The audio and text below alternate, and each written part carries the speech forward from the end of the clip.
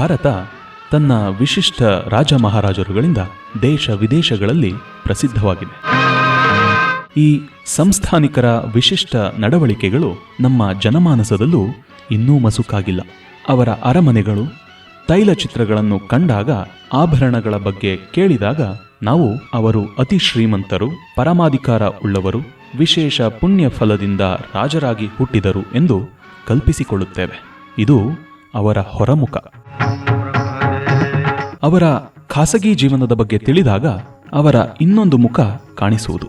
100ಕ್ಕೆ 95ಕ್ಕೂ ಹೆಚ್ಚು ರಾಜರು ಲಂಪಟರು, ಮದ್ಯಪಾನಿಗಳು, ಸ್ವಾರ್ಥಿ ರಾಕ್ಷಸರು. ವಿದೇಶಗಳಿಗೆ ಭೋಗ ಜೀವನ ನಡೆಸಲೆಂದೇ ಹೋಗಿ ಬರುತ್ತಿದ್ದರು. ವಿದ್ವಾಂಸರು, ಕಲಾರಾಧಕರಾಗಿ ಸಂಗೀತ, ಸಾಹಿತ್ಯ, ನೃತ್ಯಗಳಿಗೆ ಪ್ರೋತ್ಸಾಹ ನೀಡಿದವರು ಇದ್ದರು.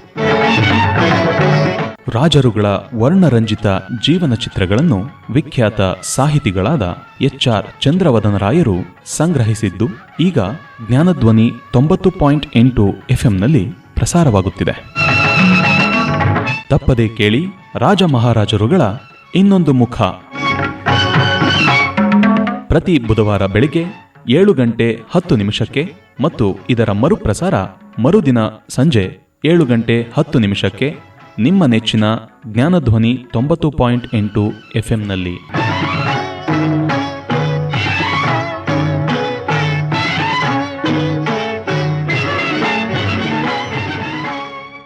HR ಚಂದ್ರವದನ ರಾವ್ ಅವರ ರಾಜ ಮಹಾರಾಜರ ಇನ್ನೊಂದು ಮುಖ.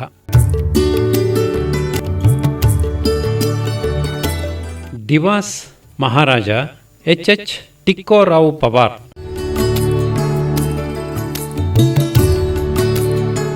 ಮಹಾರಾಜ ಟಿಕ್ಕೋರಾವ್ ಪವಾರ್ ಡಿವಾಸ್ ರಾಜ್ಯದ ಅರಸು. ಡಿವಾಸ್ ಸೆಂಟ್ರಲ್ ಇಂಡಿಯಾದಲ್ಲಿದ್ದ ಒಂದು ಸಣ್ಣ ರಾಜ್ಯ. ಪವಾರ್ ಅಸಾಮಾನ್ಯ ತಿಳುವಳಿಕೆಯಿದ್ದ ಸ್ನೇಹಪರ ವ್ಯಕ್ತಿತ್ವದ ರಾಜ. ಸೋದರ ರಾಜರೊಡನೆ ಹಾಗೂ ಬ್ರಿಟಿಷ್ ಸರ್ಕಾರದೊಡನೆ ಅವನ ಸಂಬಂಧ ಸುಮಧುರವಾಗಿತ್ತು. ಅವನ ಮಾತಿನಲ್ಲಿ ತಿಳಿಹಾಸ್ಯ, ಜಾಣ್ಮೆ ಹೊರಸೂಸುತ್ತಿತ್ತು. ರಾಜನ ಮಾತೃಭಾಷೆ ಮರಾಠಿ. ಆ ಭಾಷೆಯಲ್ಲಿ ಅವನು ಕವಿತೆಗಳನ್ನು ರಚಿಸುತ್ತಿದ್ದ. ಅವನು ಇತಿಹಾಸಕಾರ ಕೂಡ. ಮಹಾರಾಜನ ಉಡುಗೆ ತೊಡುಗೆ ಯಾವಾಗಲೂ ಅಚ್ಚುಕಟ್ಟು. ಅವನು ಪೈಜಾಮ ಹಾಕಿಕೊಳ್ಳುತ್ತಿರಲಿಲ್ಲ. ಶುಭ್ರವಾದ ಬಿಳಿ ಪಂಚೆ, ನೀಳವಾದ ಬಿಳಿ ಶರ್ಟು, ಕ್ಲೋಸ್ ಕಾಲರ್ನ ಬಿಳಿ ಕೋಟು. ಮಹಾರಾಜನಿಗೆ ಮದುವೆಯಾಗಿತ್ತು. ಅವನ ಹೆಂಡತಿ ಮಹಾರಾಣಿ ಅಕ್ಕಾ ಸಾಹೀಬ್ ಕೊಲ್ಲಾಪುರ ಮಹಾರಾಜನ ಮಗಳು. ರಾಜದಂಪತಿಗೆ ವಿಕ್ರಮ ಎಂಬ ಮಗನಿದ್ದ. ಪವಾರ್ ಮಹಾರಾಣಿಯ ಖಾಸಗಿ ಸೇವಿಕೆಯನ್ನು ಒಂದು ಬಾರಿ ಕೊಲ್ಲಾಪುರದಲ್ಲಿ ಕಂಡ.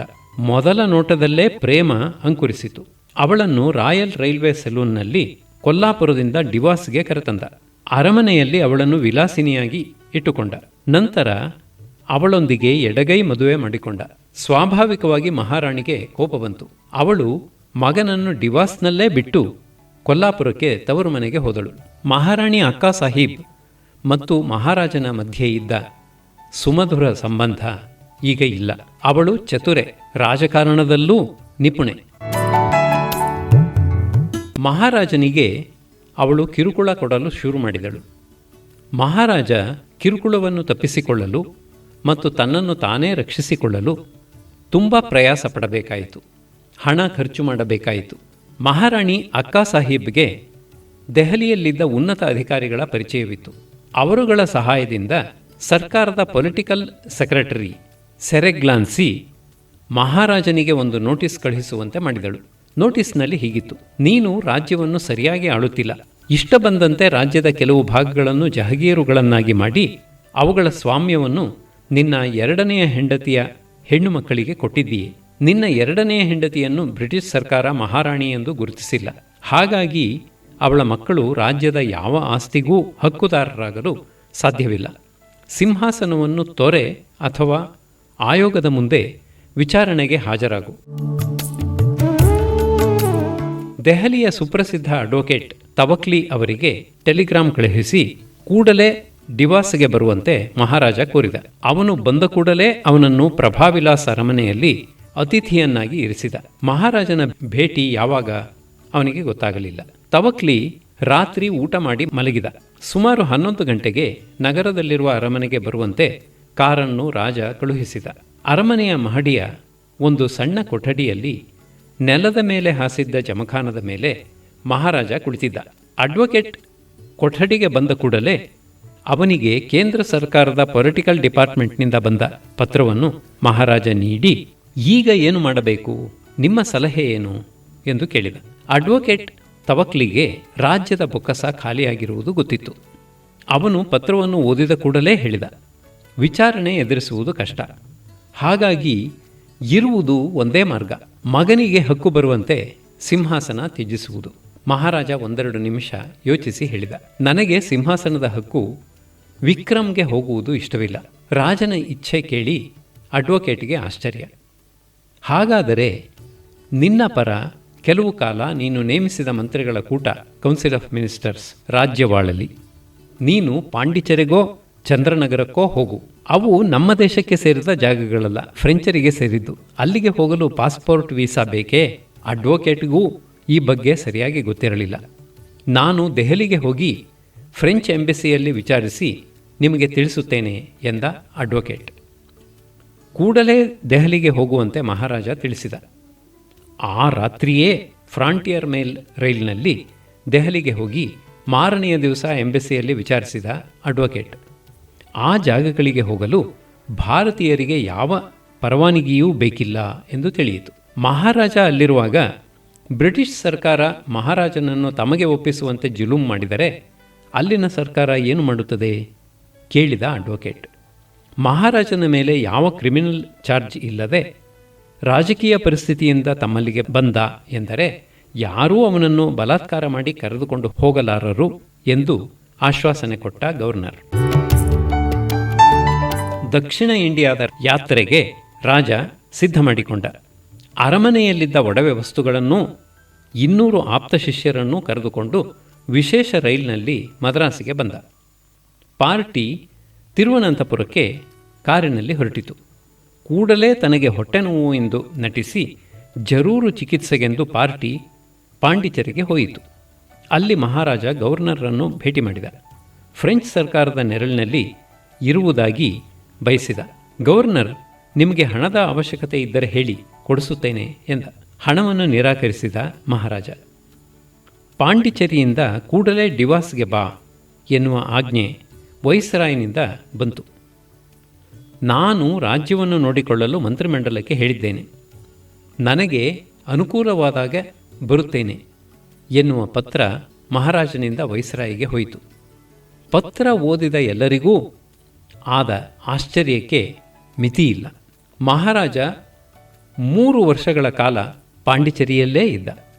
ಅವನಿಗೆ ಪ್ರತಿ ತಿಂಗಳು ಪ್ರಿವಿ ಪರ್ಸ್ ಸಿಗುತ್ತಿತ್ತು. ಅವನಿಗೆ ಖರ್ಚಿಗೆ ಬೇಕಾದ ಹಣಕ್ಕೆ ತೊಂದರೆ ಇಲ್ಲ.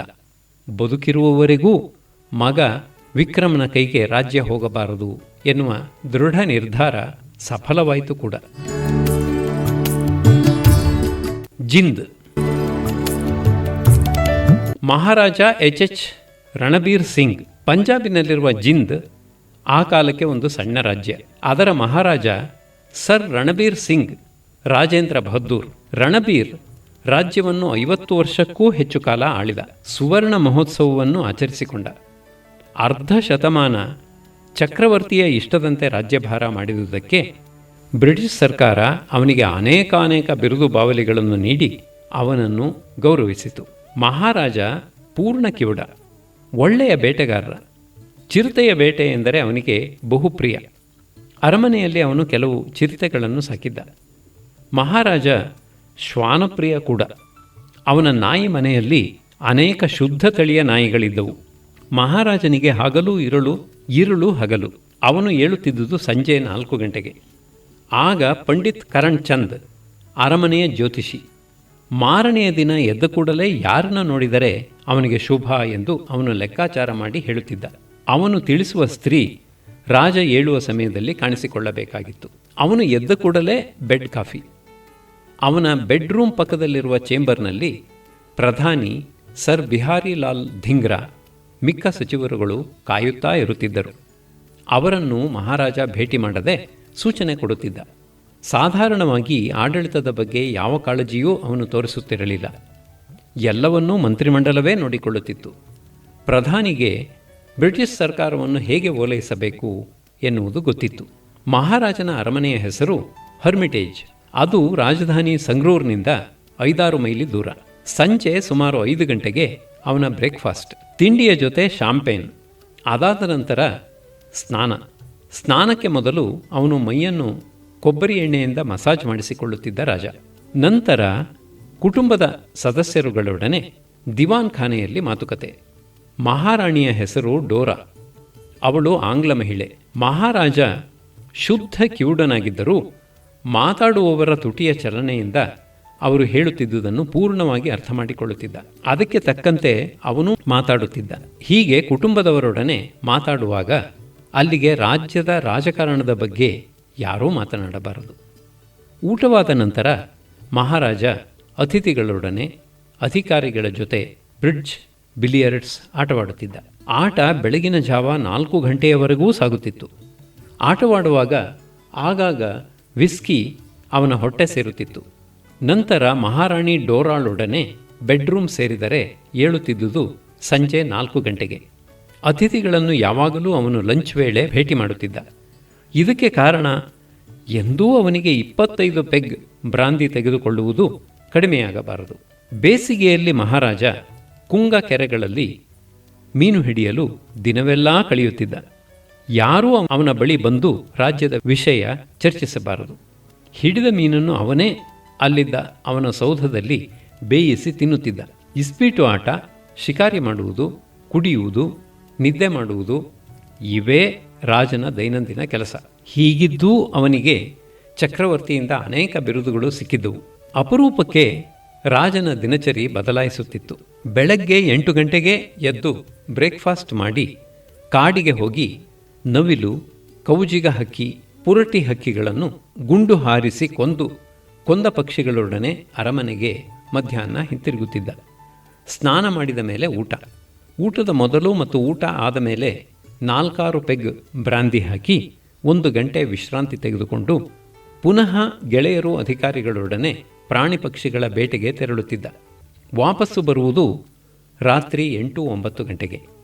ಕಿವುಡ ಮಹಾರಾಜ ರಣಬೀರ್ ತನ್ನ 75ನೇ ವರ್ಷ ವಯಸ್ಸಿನಲ್ಲಿ ನಿಧನನಾದ. ಜುನಘಡ್ ನವಾಬ H. ಮಹಮ್ಮದ್ ಖಾನ್. ಸೌರಾಷ್ಟ್ರದ ಜುನಘಡ್ನ ನವಾಬ ಸರ್ ಮಹಮ್ಮದ್ ಖಾನ್ ರಸೂಲ್ ಖಾನ್ ಜನಸಾಮಾನ್ಯರಿಗಿಂತ ವಿಭಿನ್ನ. ಅವನು ಶ್ವಾನಪ್ರಿಯ. ಅವನ ಶ್ವಾನಗಳ ಮನೆಯಲ್ಲಿ ಕೆನೆಲ್, ಒಳ್ಳೆಯ ತಳಿಗಳು ಬೇಕಾದಷ್ಟು ನಾಯಿಗಳಿದ್ದವು. ಒಂದರ ಹೆಸರು ರೋಷನಾರ. ಅದನ್ನು ಅವನು ಬಹು ಪ್ರೀತಿಯಿಂದ ಬೆಳೆಸಿದ್ದ. ಅದಕ್ಕೆ ನೀಡುತ್ತಿದ್ದ ತಿಂಡಿ ತೀರ್ಥದ ವೆಚ್ಚ ದಿನಕ್ಕೆ 100 ರೂಪಾಯಿ. ನಾಯಿ ಪೊಗಡುದಸ್ತಾಗಿ ಬೆಳೆಯಿತು. ಬೆದೆಗೆ ಬಂದಿದ್ದ ಅದಕ್ಕೆ ಗಂಡು ನಾಯಿಯ ಜೊತೆ ಬೇಕು. ನವಾಬ ರೋಷನಾರಳ ಮದುವೆ ಏರ್ಪಡಿಸಿದ. ಅದರ ಮದುವೆ ರಾಜಕುಮಾರಿಯ ಮದುವೆಯಂತೆ ತುಂಬ ವಿಜೃಂಭಣೆಯಿಂದ ಆಗಬೇಕು ಎಂದು ಪ್ರಧಾನಿಗೆ ಹೇಳಿದ. ವಿವಾಹ ಮಹೋತ್ಸವಕ್ಕೆ ನೆರೆ ರಾಜ್ಯದ ರಾಜಮಹಾರಾಜರಿಗಲ್ಲದೆ ಅಧಿಕಾರಿಗಳಿಗೂ ವೈಸ್ರಾಯ್ ಮತ್ತು ಅವನ ಪತ್ನಿಗೂ ಆಹ್ವಾನ ಪತ್ರಿಕೆ ಹೋಯಿತು. ಹೆಚ್ಚು ಕಡಿಮೆ ಎಲ್ಲರೂ ಆಹ್ವಾನವನ್ನು ಮನ್ನಿಸಿದರು, ವೈಸ್ರಾಯ್ ಮತ್ತು ಅವನ ಪತ್ನಿ ಬಿಟ್ಟು. ಅಂದ ಹಾಗೆ ರೋಷನಾರಳ ಸಂಗಾತಿಯಾಗುವವರು ಯಾರು ಗೊತ್ತೇ? ಮಂಗ್ರೋಲ್ ರಾಜ್ಯದ ನವಾಬನ ಬಳಿ ಇದ್ದ ಬಾಬಿ ಎನ್ನುವ ಗಂಡು ಶುನಕ, ಗೋಲ್ಡನ್ ರಿಟ್ರೀವರ್. ಮದುವೆಯ ದಿನ ರೋಷನಾರಳಿಗೆ ಸ್ನಾನ ಮಾಡಿಸಿ ಮೈಯನ್ನು ಸುಗಂಧ ದ್ರವ್ಯದಿಂದ ನೀವಲಾಯಿತು. ಬಾಬಿಯನ್ನು ಮಂಗೋಲ್ನ ರಾಜಧಾನಿಯಿಂದ ರಾಯಲ್ ಸೆಲೂನ್ ರೈಲ್ವೆ ಗಾಡಿಯಲ್ಲಿ ಜುನಾಗಢ್ಗೆ ತರಲಾಯಿತು. ಅದರ ಕಾಲುಗಳಿಗೆ ಚಿನ್ನದ ಬ್ರೇಸ್ಲೆಟ್ಗಳು, ಕೊರಳಿಗೆ ಭಾರಿ ನೆಕ್ಲೆಸ್, ಅದರ ಬೆನ್ನು ಮತ್ತು ಹೊಟ್ಟೆಯನ್ನು ಸಿಲ್ಕ್ ಬಟ್ಟೆ ಮುಚ್ಚಿತ್ತು. ಬಾಬಿಯನ್ನು ರೈಲ್ವೆ ನಿಲ್ದಾಣದಲ್ಲಿ ಸ್ವಾಗತಿಸಲು ನವಾಬನೇ ಭಾರೀ ಮೆರವಣಿಗೆಯಲ್ಲಿ ಹೋಗಿದ್ದ. ಅಂದು ಸರ್ಕಾರಿ ರಜಾ. ಎಲ್ಲರ ಮನೆಗೂ ಅರಮನೆಯಿಂದ ಸಿಹಿ ತಿಂಡಿ ಹೋಗುವ ಏರ್ಪಾಡಾಗಿತ್ತು. ಬಂದ ಅತಿಥಿಗಳಿಗೆ ಭಾರೀ ಔತಣ, ನೃತ್ಯಗಾತಿಯರಿಂದ ನೃತ್ಯ, ವಧು ಮತ್ತು ವರನಿಗೆ ವಿಶೇಷ ಆಹಾರ. ವಿವಾಹ ಅರಮನೆಯ ಭಾರೀ ಹಾಲ್ನಲ್ಲಿ. ಸುಮಾರು 700 ಜನ ಅಲ್ಲಿ ಸೇರಿದ್ದರು. ಕೆಲವರು ವಿಶೇಷ ರೈಲಿನಿಂದ ಜುನಾಗಢ್ಗೆ ಬಂದಿದ್ದರು. ಅಷ್ಟೇ ಅಲ್ಲ, ವಿವಾಹವನ್ನು ಕುರಿತು ಬರೆಯಲು ಪತ್ರಿಕೋದ್ಯಮಿಗಳು ಹಾಗೂ ಛಾಯಾಗ್ರಾಹಕರು ನೆರೆದಿದ್ದರು. ಅವರ ಎದುರಿನಲ್ಲಿ ರೋಷನಾರ ಮತ್ತು ಬಾಬಿ ಒಂದಾದವು. ಅದಾದ ನಂತರ ನವಾಬ ತನ್ನ ಶ್ವಾನಗೃಹಕ್ಕೆ ಇನ್ನೂ 80 ಹೆಣ್ಣು ನಾಯಿಗಳನ್ನು 20 ಗಂಡು ನಾಯಿಗಳನ್ನು ಸೇರಿಸುವುದಾಗಿ ಹೇಳಿದ. ಆ ಮದುವೆಗೆ ಖರ್ಚು ಮಾಡಿದ ಹಣದಲ್ಲಿ ರಾಜ್ಯದಲ್ಲಿ ಜನರ ಉಪಯೋಗಕ್ಕೆ ಅನೇಕ ಆಸ್ಪತ್ರೆಗಳನ್ನು, ಮಕ್ಕಳ ವಿದ್ಯಾಭ್ಯಾಸಕ್ಕೆ ಹಲವು ಶಾಲೆಗಳನ್ನು, ಸಂಚಾರಕ್ಕೆ ಅನುಕೂಲವಾಗಲೆಂದು ರಸ್ತೆಗಳನ್ನು ನಿರ್ಮಾಣ ಮಾಡಬಹುದಾಗಿತ್ತು. ಸ್ವಾತಂತ್ರ್ಯದ ಸಮಯದಲ್ಲಿ ನವಾಬ ಪಾಕಿಸ್ತಾನಕ್ಕೆ ಸೇರುವ ಆಸಕ್ತಿ ತೋರಿಸಿದ. ಆದರೆ ಮೌಂಟ್ ಬ್ಯಾಟನ್ ಮತ್ತು ಸರ್ ವಲ್ಲಭಭಾಯ್ ಪಟೇಲ್ ಅದನ್ನು ತಪ್ಪಿಸಿದರು. ಬರೋಡಾ ಮಹಾರಾಜ ಎಚ್ ಸಯ್ಯಾಜಿರಾವ್ ಗಾಯಕ್ವಾಡ್. ಮಹಾರಾಜ ಸರ್ ಸಯ್ಯಾಜಿರಾವ್ ಗಾಯಕ್ವಾಡ್ ಬರೋಡಾದ ಮಹಾರಾಜ. ಅವನಿಗೆ ತನ್ನ ಪೂರ್ವಜರ ಬಗ್ಗೆ ತುಂಬ ಗೌರವ. ಒಂದು ಕಾಲದಲ್ಲಿ ಮರಾಠರು ಮೊಘಲ್ ಚಕ್ರವರ್ತಿಗೆ ಚಳ್ಳೆಹಣ್ಣು ತಿನ್ನಿಸಿದ್ದರು ಎನ್ನುವ ವಿಷಯ ಅವನು ಮರೆಯಲಾರ. ಅವನಿಗೆ ಬ್ರಿಟಿಷರ ಬಗ್ಗೆ ಇದ್ದ ಭಯಭಕ್ತಿ ಅಷ್ಟಕ್ಕಷ್ಟೇ. 1911ನೇ ಇಸ್ವಿಯಲ್ಲಿ ಚಕ್ರವರ್ತಿ 7ನೇ ಎಡ್ವರ್ಡ್ ಇಂಡಿಯಾಕ್ಕೆ ಬಂದಾಗ ಒಂದು ಭಾರೀ ದರ್ಬಾರು ದೆಹಲಿಯಲ್ಲಿ ಏರ್ಪಾಡಾಗಿತ್ತು. ಎಲ್ಲ ರಾಜ ಮಹಾರಾಜರನ್ನು, ನವಾಬರನ್ನು ದರ್ಬಾರಿಗೆ ಆಹ್ವಾನಿಸಿದ್ದರು. ಅವರು ಎಂತಹ ಉಡುಗೆ ತೊಟ್ಟು ಬರಬೇಕು, ಚಕ್ರವರ್ತಿಗೆ ಹೇಗೆ ಮರ್ಯಾದೆ ತೋರಿಸಬೇಕು ಎನ್ನುವುದೆಲ್ಲವನ್ನೂ ವೈಸ್ರಾಯ್ ಪತ್ರದ ಮೂಲಕ ಸೂಚಿಸಿದ್ದ. ಚಕ್ರವರ್ತಿ ಅಲಂಕೃತ ಭಾರೀ ಸಿಂಹಾಸನದಲ್ಲಿ ಕುಳಿತಿದ್ದ. ಹೈದರಾಬಾದ್ನ ನವಾಬನ ಹೆಸರನ್ನು, ಅವನಿಗೆ ದೊರೆತ ಬಿರುದು ಬಾವಲಿಗಳನ್ನು ಸೇರಿಸಿ ಕೂಗಿದೊಡನೆ ಅವನು ಚಕ್ರವರ್ತಿಯ ಬಳಿ ಬಂದು ತಲೆ ತಗ್ಗಿಸಿ ನಂತರ 4 ಹೆಜ್ಜೆ ಹಿಂದಕ್ಕಿಟ್ಟು ಅಲ್ಲಿಂದ ಗೊತ್ತಾದ ದಾರಿಯ ಮೂಲಕ ಹಿಂತಿರುಗಿದ. ಚಕ್ರವರ್ತಿಗೆ ಗೌರವ ಸೂಚಿಸಬೇಕಾದ 2ನೇ ಮಹಾರಾಜ ಗಾಯಕ್ವಾಡ್. ಅವನ ಹೆಸರನ್ನು ಕೂಗಿದೊಡನೆ ಮುಂಭಾಗದಲ್ಲಿ ಕುಳಿತಿದ್ದ ಅವನು ಎದ್ದು ಠೀಕಾಗಿ ಹೋಗುತ್ತಾ ಚಕ್ರವರ್ತಿಯ ಮುಂದೆ ನಿಂತ. ಅವನು ಬಿಳಿಯ ಅಳಕವಾದ ಪೈಜಾಮ, ಒಂದು ಸಾಧಾರಣವಾದ ಬಿಳಿಯ ಕೋಟು, ಪೇಟ ಧರಿಸಿದ್ದ. ಎದೆಯ ಮೇಲೆ ಅವನಿಗೆ ಬಂದಿದ್ದ ಮೆಡಲುಗಳು ಇರಲಿಲ್ಲ. ತಲೆ ತಗ್ಗಿಸುವ ಬದಲು ರಾಜ ತನ್ನ ಬಲಗೈಲಿ ಹಿಡಿದಿದ್ದ ಸಣ್ಣ ಕೋಲನ್ನು ಎತ್ತಿ ಹಿಂದಿರುಗಿದ. ಹಿಂದಿರುಗುವಾಗ ಚಕ್ರವರ್ತಿಯನ್ನೇ ನೋಡುತ್ತಾ 4 ಹೆಜ್ಜೆ ಹಿಂದೆ ಬಂದು ತಿರುಗಲಿಲ್ಲ. ಜೊತೆಗೆ ತನ್ನ ಕೋಲನ್ನು ತಿರುಗಿಸುತ್ತಾ ತೋಟದಲ್ಲಿ ವಾಕಿಂಗ್ ಹೋಗುವಂತೆ ಅವನು ನಡೆದು ಹೋದ. ಚಕ್ರವರ್ತಿಗೆ ಬೇಕೆಂದೇ ಅವಮಾನ ಮಾಡಿದ ಎಂದು ಲಂಡನ್ನ ಇಂಗ್ಲಿಷ್ ಪತ್ರಿಕೆಗಳು ಬರೆದವು. ಅವನನ್ನು ತಕ್ಷಣವೇ ಗದ್ದುಗೆಯಿಂದ ಇಳಿಸಿ ರಾಜ್ಯವನ್ನು ತಮ್ಮ ವಶ ತೆಗೆದುಕೊಳ್ಳಬೇಕೆಂದು ಸೂಚಿಸಿದವು. ವೈಸ್ರಾಯ್ ಮಹಾರಾಜನಿಂದ ವಿವರಣೆ ಕೇಳಿದ. ಮಹಾರಾಜ ಚಕ್ರವರ್ತಿಗೆ ಹೇಗೆ ಮರ್ಯಾದೆ ಸೂಚಿಸಬೇಕು ಎಂದು ಗೊತ್ತಾಗಲಿಲ್ಲ. ತಮಗಿಂತ ಮುಂಚೆ 4 ಮಹಾರಾಜರು ಗೌರವ ಸೂಚಿಸುವುದನ್ನು ನೋಡಿದ್ದರೆ ತಾನೂ ಹಾಗೆ ಮಾಡುತ್ತಿದ್ದೆ ಎಂದು ಜವಾಬು ಬರೆದ. ಅಂತೂ ಇಂತೂ ಅವನನ್ನು ನಿರಪರಾಧಿ ಎಂದು ಬ್ರಿಟಿಷ್ ಸರ್ಕಾರ ಮನ್ನಿಸಿತು. ನಿಜವಾಗಿ ಗಾಯಕ್ವಾಡ್ಗೆ ತಾನು ಚಕ್ರವರ್ತಿಗಿಂತ ಶ್ರೇಷ್ಠ ಎನ್ನುವ ಮನೋಭಾವವಿತ್ತು. ರಾಂಪುರ ನವಾಬ್ ಎಚ್ ಸೈಯದ್ ಮಹಮ್ಮದ್ ಹಮೀದ್ ಅಲಿ ಖಾನ್. ಸರ್ ಸೈಯದ್ ಮಹಮ್ಮದ್ ಹಮೀದ್ ಅಲಿ ಖಾನ್ ರಾಂಪುರದ ನವಾಬ ಉರ್ದು ಮತ್ತು ಪರ್ಷಿಯನ್ ಸಾಹಿತ್ಯವನ್ನು ಚೆನ್ನಾಗಿ ಅರಿತಿದ್ದ. ಒಳ್ಳೆಯ ಮಾತುಗಾರ. ಸಂಭಾಷಣೆ ಮಾಡುವಾಗ ಅವನು ಆಗಾಗ ಉರ್ದು ಮತ್ತು ಪರ್ಷಿಯನ್ ಕಾವ್ಯಗಳ ಸಾಲುಗಳನ್ನು ಉದ್ಧರಿಸುತ್ತಿದ್ದ. ಅವನು ಇದ್ದುದು ಖಾಸ್ಬಾಗ್ ಅರಮನೆಯಲ್ಲಿ. ಅರಮನೆಯ ಒಂದು ಭಾಗ ಅಲ್ಲಿಗೆ ಬರುವ ಅತಿಥಿಗಳಿಗಾಗಿ ಮೀಸಲಾಗಿತ್ತು. ಅವನು ಅತಿಥಿಗಳಿಗೆ ಒಳ್ಳೆಯ ಆತಿಥ್ಯ ನೀಡುತ್ತಿದ್ದ. ಇತರ ಸೋದರ ರಾಜ ಮಹಾರಾಜರಲ್ಲದೆ ರಾಂಪುರಕ್ಕೆ ವೈಸರಾಯ್ ಕೂಡ ಅತಿಥಿಯಾಗಿ ಹೋಗುತ್ತಿದ್ದ. ಅರಮನೆಯಲ್ಲಿ ತಯಾರಾಗುತ್ತಿದ್ದ ಖಾದ್ಯ ಬಲು ರುಚಿಯಾಗಿರುತ್ತಿತ್ತು. ಅರಮನೆಯಲ್ಲಿ ಯುರೋಪಿನಲ್ಲಿ ತಯಾರಾಗುವಂಥ ಅಡಿಗೆ ಮಾಡಲು ಫ್ರೆಂಚ್ ಬಟ್ಲರ್ಗಳು ಖಾಯಂ ಆಗಿ ಕೆಲಸದಲ್ಲಿದ್ದರು. ಅವರು ತಯಾರಿಸುವ ಬಗೆಯಲ್ಲೇ ರಾಂಪುರದ ಅಡಿಗೆ ಭಟ್ಟರು ಅಡಿಗೆ ಮಾಡುತ್ತಿದ್ದರು. ನವಾಬ ಕುಡಿಯುತ್ತಿರಲಿಲ್ಲ. ಆದರೆ ಅತಿಥಿಗಳಿಗೆ ಅವರಿಗಿಷ್ಟವಾದ ಮದ್ಯ ಬೇಕಾದಷ್ಟು ಇರುತ್ತಿತ್ತು. ಒಂದು ಬಾರಿ ಕಪೂರ್ತಲಾದ ಮಹಾರಾಜ ಜಗತ್ ಜಿತ್ ಸಿಂಗ್ ಮತ್ತು ಅವನ ಆಪ್ತರು ರಾಂಪುರಕ್ಕೆ ನವಾಬನ ಅತಿಥಿಗಳಾಗಿ ಹೋದರು. ಅವರಿಗೆ ನಿತ್ಯವೂ ಭಾರೀ ಭೋಜನ ಕೂಟದಲ್ಲಿ ಚಾಟುಕ್ತಿಗಳಿಂದ ಎಲ್ಲರ ಗಮನ ಸೆಳೆದವನು ಎಂದರೆ ನವಾಬ. ಅವನ ಮಾತಿನಲ್ಲಿ ಪಾಂಡಿತ್ಯ ಕಾಣಿಸಿಕೊಳ್ಳುತ್ತಿತ್ತು. ನವಾಬ ಬೈಯುವುದರಲ್ಲೂ ನಿಸ್ಸೀಮ. ಎಡೆಬಿಡದೆ ಅವನು 2-3 ಗಂಟೆಗಳ ಕಾಲ ಆಯಾಸಗೊಳ್ಳದೆ ಬೇರೆ ಬೇರೆ ಭಾಷೆಗಳಲ್ಲಿ ಬೈಗುಳದ ಮಾತುಗಳನ್ನು ತನ್ನ ಬಾಯಿಂದ ಉದುರಿಸಿ ಎಲ್ಲರನ್ನೂ ತಬ್ಬಿಬ್ಬ ಮಾಡಿದ. ನವಾಬನಿಗೆ ಭಾರತ ಮತ್ತು ಭಾರತೀಯರ ಬಗ್ಗೆ ಮೇಲೆ ಒಂದು ಬಗೆಯ ಪ್ರೀತಿ, ಮೋಹ.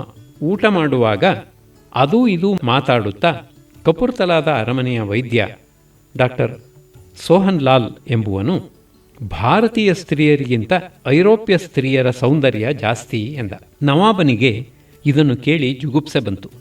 ಮಾತ್ರವಲ್ಲ, ಕೋಪ ಬಂದು, ನಿನ್ನನ್ನು ಕೇಳಿದವರ್ಯಾರು? ನಿನಗೇನು ಗೊತ್ತು ನಮ್ಮ ಸ್ತ್ರೀಯರ అందಚಂದ ಎನ್ನುತ್ತಾ ಹಿಂದಿನ ಕಾಲದ ಕವಿಗಳಿಂದ ಹಿಡಿದು ಈಗಿನ ಕವಿಗಳವರೆಗೆ ನಮ್ಮ ಸ್ತ್ರೀಯರ ಸೌಂದರ್ಯವನ್ನು ಹೊಗಳಿ ಬರೆದಿರುವ ಅನೇಕಾನೇಕ ಪದ್ಯಗಳನ್ನು ಒಂದೇ ಸಮನೆ ಉದಾಹರಿಸಿದ. ಕೋಪದಿಂದ ಊಟ ಮಾಡುತ್ತಿದ್ದವನು ಎದ್ದು ಹೋದ.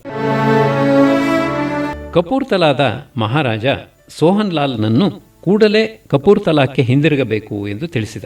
ನವಾಬ ಹಿಂದಿರುಗಿದ್ದು ಲಾಲ್ ಅಲ್ಲಿಂದ ಹೋದ ಮೇಲೆ ನವಾಬ ಬಂದ ಅತಿಥಿಗಳಿಗೆ ಬೆಳಗ್ಗೆ ಮತ್ತು ಸಂಜೆ ಬುಟ್ಟಿಗಳಲ್ಲಿ ಹಣ್ಣುಗಳನ್ನು, ಸಿಗರೇಟ್ ಟಿನ್ನುಗಳನ್ನು, ಸ್ಕಾಚ್ ವಿಸ್ಕಿಯನ್ನು ಕೊಡುವಂತೆ ಮಾಡಿದ್ದ. ಯಾವ ಅತಿಥಿಯೂ ಕಳುಹಿಸಿದಷ್ಟು ಉಪಯೋಗಿಸಿಕೊಳ್ಳಲು ಆಗುತ್ತಿರಲಿಲ್ಲ. ಅವನ್ನೆಲ್ಲ ಅವರು ಹೋದ ಮೇಲೆ ಅರಮನೆಯ ಸ್ಟೋರ್ ರೂಮ್ಗೆ ವರ್ಗಾಯಿಸುತ್ತಿದ್ದರು. ಆದರೂ ನವಾಬನ ಧಾರಾಳಿತನವನ್ನು ಎಲ್ಲರೂ ಕೊಂಡಾಡುತ್ತಿದ್ದರು. ನವಾಬನ ಮಾವನೇ ಅವನ ಪ್ರಧಾನಿ. ಅವನ ಹೆಸರು ಸಾಹಿಬ್ ಜಾದಾ ಅಬ್ದುಲ್ ಸಮದ್ ಖಾನ್. ಅವನ ಕೈಯಲ್ಲಿ ರಾಜ್ಯಭಾರದ ಚುಕ್ಕಾಣಿ ಇತ್ತು.